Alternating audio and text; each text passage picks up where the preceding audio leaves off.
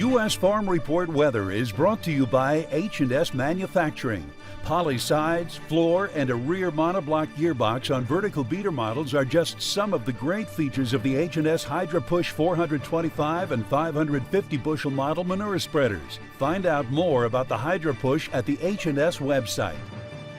Time now for a check of weather with meteorologist Matt Engelbrecht. Matt, you warned us last week. It was set to get cold. It is just brutal in parts of the country right now. How long is this Arctic air going to last?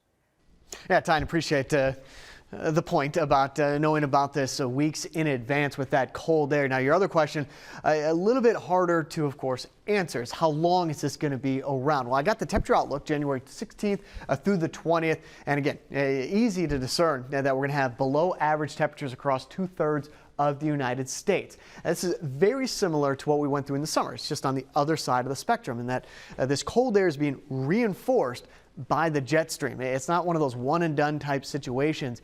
Cold air is going to be sticking around so long as that coldest air is up here to our north. We start to move things around a little bit towards the tail end of January, and by February, things seem to look like they're going to moderate a little bit. Already starting to see that a little bit by January 20th out on the west coast, with above average normal temperatures with some ridging in place. So just kind of put some graphics on it regarding that jet stream. All talk this entire weekend and for this next week is going to be on the brutally cold temperatures. Now, one thing you're going to hear something a little bit about on Monday and even a little bit into Tuesday is that while this cold is here, it's also stretching down here into the south. So anytime we get little pieces of energy working through the atmosphere, nothing big like that low pressure system we had this past weekend, but a little something to kick up some moisture may come down as snow. And not a real great amount of snowfall, but anytime you're talking snow in Oklahoma or Texas,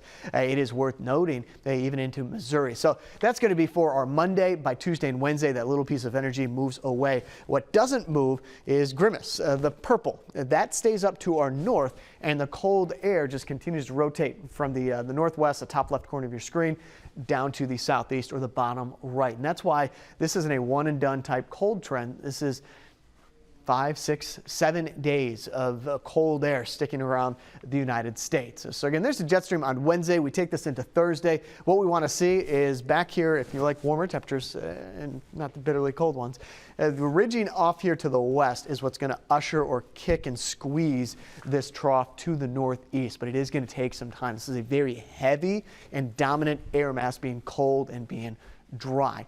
So to answer your question, Tyne, which we're going on 14, 15, 16 minutes now. It is going to be around for a little bit longer, at least another week with those colder temperatures. Estimated rainfall the next 7 days. Go ahead and assume that some of that is going to be snow into Texas, Louisiana, and even into Arkansas.